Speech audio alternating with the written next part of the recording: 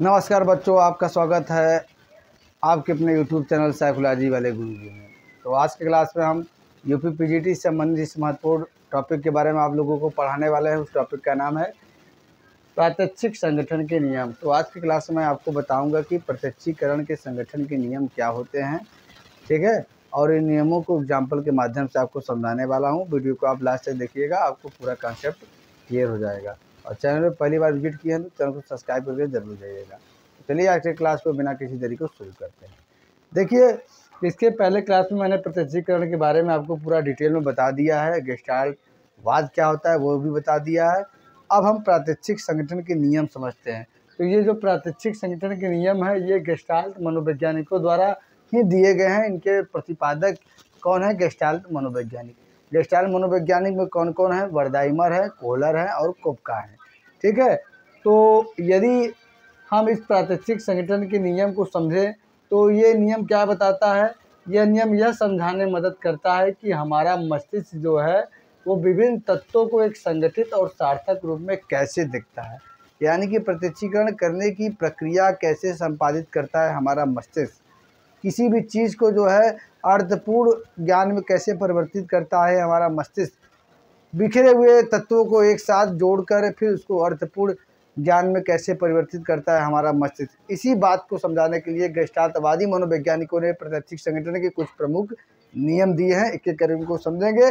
देखिए, गेस्टाल्ट जो है उसका अर्थ क्या होता है? समग्र होता है। समग्र यानी कि होल। हमने इसके पहले क्लास में जब आपको गेस्टाल्टवादी की मान्यताएं बताया था तो उसमें हमने आपको बताया था कि गेस्टाल्ट शब्द का अर्थ होता है होल। क्या होता है? होल यानी कि समग्र। यदि एक लाइन में कहें तो गेस्टाल्टवादी जो मनोवैज्ञानिक है वो कहते हैं किसी वस्तु का प्रत्यक्षीकरण हम उसके अलग अलग तत्वों के रूप में न करके बल्कि एक रूप में करते हैं।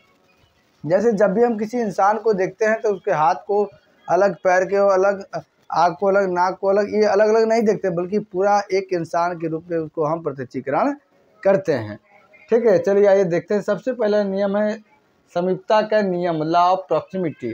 तो ये समीपता का नियम ये कहता है कि जब कई वस्तुएं एक दूसरे के निकट होती हैं, समीप होती हैं, पास होती हैं, तो उन्हें हम क्या करते हैं? एक समूह के रूप में देखते हैं। जैसे आप एग्जाम्पल हमने आपको बताया है कि आपने इस समूह में आपको कुछ रेखाएं देखी होंगी।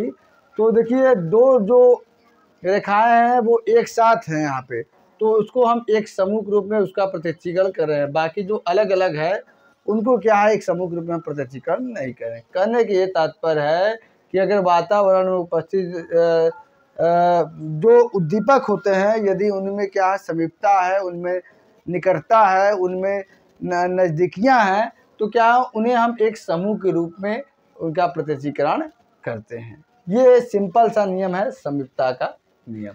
दूसरा है समानता के नियम, यानी कि लॉ ऑफ सिमिलरिटी। यह क्या कहता है कि वातावरण में उपस्थित उद्दीपकों में अगर समानता रहती है तो वस्तुओं का प्रत्यक्षीकरण अलग अलग न होकर संगठित या समग्र रूप में होता है।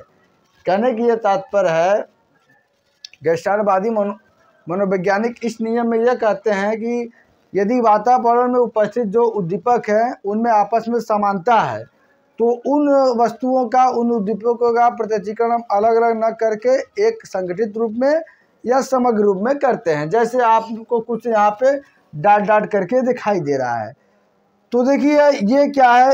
इनमें क्या है? समानता है, ठीक है। ये जो उद्दीपक है इनमें समानता है तो उनका प्रत्यक्षीकरण हम अलग अलग नहीं कर रहे बल्कि किस में कर रहे हैं?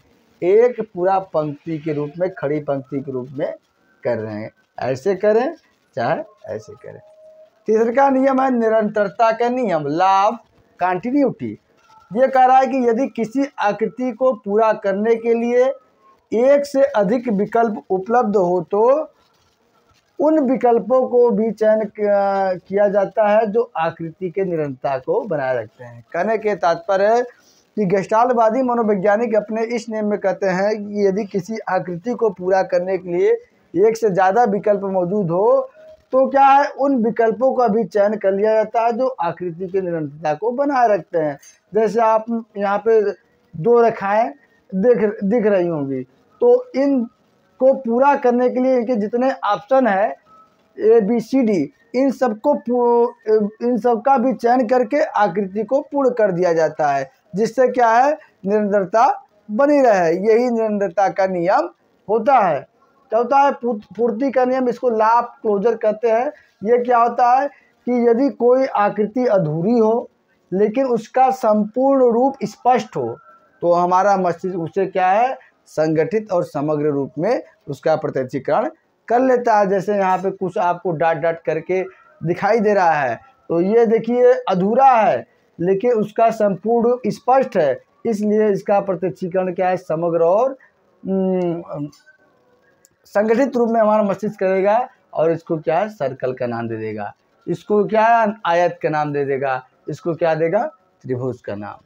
पांचवा है सममिति या सुडौलपन का नियम। यह क्या कहता है कि वातावरण में उपस्थित उद्दीपकों में सुडौलपन की विशेषता के कारण उनका प्रत्यक्षीकरण क्या करते हैं, अलग अलग होने के स्थान पर एक समूह में होता है।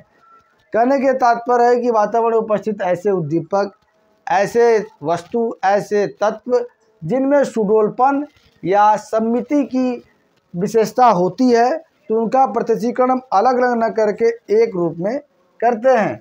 जैसे यहाँ पे आपको 12 देखेंगे तो 12 यहाँ पे आपको जो है एक फिगर टाइप का बनाया हुआ है, तो इन दोनों में सभी में सुडौलपन की विशेषता है, तो इनको अलग अलग हम रेखा नहीं करते हैं, बल्कि उनको हम एक ही रूप में जो है इनका प्रतिच्छेदन करते हैं। जैसे ये बड़ा कोष्ठक हो गया, ये छोटा कोष्ठक हो गया, ठीक है।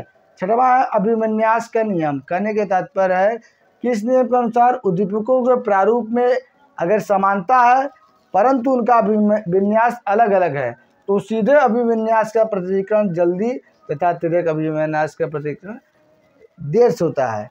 इसको हम ऐसे भी कह सकते हैं कि यदि उद्दीपकों का जो पृष्ठभूमि है उसमें समानता है लेकिन उनकी आकृति जो है वो अलग अलग है, तो इसमें जो सीधी आकृति होगी उनका प्रतिच्छेदन हम जल्दी करेंगे और जो टेढ़ा मेढ़ा होगा उसका प्रतिच्छेदन हम बाद में करेंगे।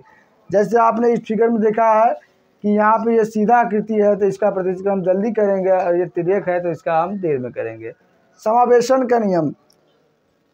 गेस्टाल्ट मनोवैज्ञानिक इस नियम के अनुसार कहते हैं कि यदि किसी वस्तु का शीघ्रता से हमें प्रत्यक्षीकरण करना है तो उस वस्तु का स्वतंत्र अस्तित्व भी होना आवश्यक है। जिस वस्तु का अस्तित्व स्वतंत्र होता है उसका प्रत्यक्षीकरण हम जल्दी करते हैं, जो वस्तु किसी दूसरे चीज़ में समाहित होता है तो उसका प्रत्यक्षीकरण हम लेट में करते हैं। जैसे यहाँ पे देखिए जो प्लस का निशान है स्वतंत्र है, इसका प्रत्यक्षीकरण जल्दी करते हैं। यहाँ पे भी प्लस का निशान है लेकिन ये किसी वस्तु में समाहित है तो उसका प्रत्यक्षीकरण हम लेट से करेंगे। तो ये कुछ प्रमुख प्रात्यक्षिक संगठन के नियम है जो गेस्टाल्टवादी मनोवैज्ञानिकों द्वारा प्रतिपादित किया गया है, और ये नियम इन्होंने ये इसलिए बताया है कि ये बताना चाह रहे हैं किसी वस्तु का प्रत्यक्षीकरण हमारा मस्तिष्क कैसे उसको संगठित करता है, कैसे उसको सार्थक नॉलेज में कन्वर्ट करता है। चलिए आज से क्लास यही तक, मिलते हैं नेक्स्ट क्लास में किसी नए टॉपिक के साथ। तब तक के लिए आपसे बच्चों का बहुत बहुत धन्यवाद। जय हिंद, जय भारत।